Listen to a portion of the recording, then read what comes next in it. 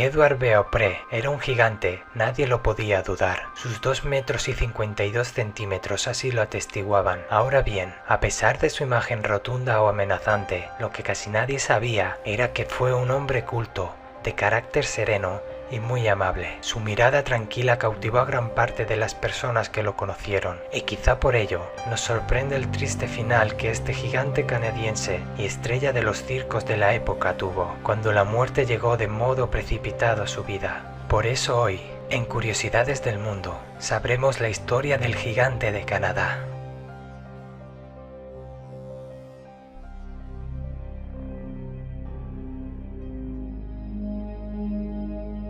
Edward Beaupre nació en Willow Bunch, Canadá, y era ni más ni menos que el mayor de 20 hermanos. Se tienen registros de que cuando llegó a los 9 años tenía una altura de 1,85 m y a los 11 sobrepasaba los 2 metros. Increíble sin duda. No se tiene ningún diagnóstico sobre cuál era su enfermedad, pero se sospecha que debía tener alguna alteración en la glándula del crecimiento. Lo que sí se sabe es que este crecimiento desmesurado le ocasionó una gran dificultad y sufrimiento a lo largo de su infancia y adolescencia, hasta tal punto que se vio obligado a dejar la escuela. No obstante, Edward siguió estudiando en casa, llegando a ser un hombre exquisitamente culto. Hablaba numerosos idiomas, incluidas lenguas de los indios nativos, y era hábil en multitud de disciplinas. Ahora bien, el sueño de nuestro joven Edward era ser jinete. Se le daban bien los caballos y montar cuando era un niño, pero su primera tragedia llegó el día en que uno de sus caballos de la granja se espantó y le desfiguró el rostro. Su familia, que no era ajena a la expectación que Edward causaba entre los vecinos, pensó que en vista de su desfiguración facial y su inmensa estatura, podría ser sin duda todo un fenómeno humano que exhibir en los circos. Así lo pensaron y así lo hicieron. Encontraron un promotor y empezaron a dar giras con Edward. Te preguntarás qué dijo al respecto nuestro protagonista. En realidad, desconocemos cómo debió sentirse al ver cómo su familia lo empujaba a esa vida de espectáculos y de humillación.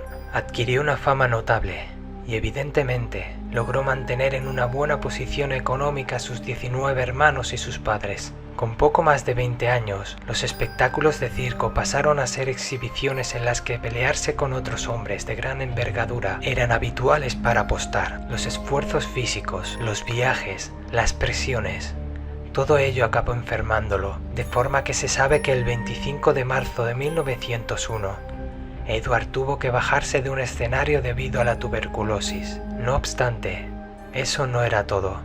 Tenía un tumor en la glándula pituitaria, algo que él mismo desveló ante su público una noche mientras pedía un vaso de agua. Fallecería a los pocos días, y con poco más de 23 años, lamentando no poder estar con sus padres en sus últimos momentos.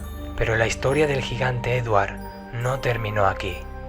En un principio, William Burke, director del circo, pensó que estaría bien embalsamar el cadáver para conservarlo, y lo hizo, y después decidió contactar con la familia para que se hicieran cargo del cuerpo, del traslado hasta su pueblo natal y del posterior entierro. Y en efecto, sus padres y hermanos accedieron, pero el cadáver de Edward no llegó.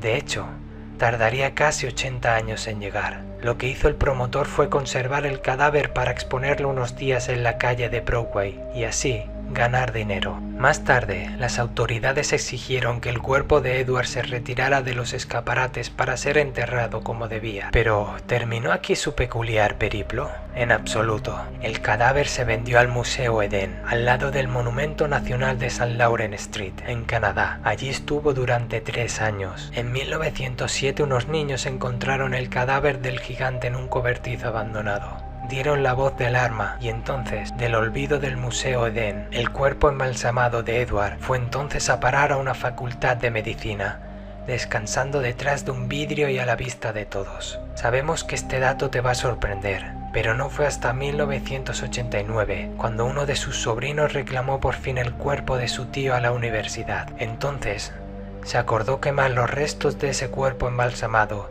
que aún no había podido descansar en paz. Edward Beaupre recibió los máximos honores un día de julio de 1990, alzándose una figura en su honor y en su pueblo natal, Willow Bunch, momento en que por fin el gigante de corazón amable pudo reposar tranquilamente.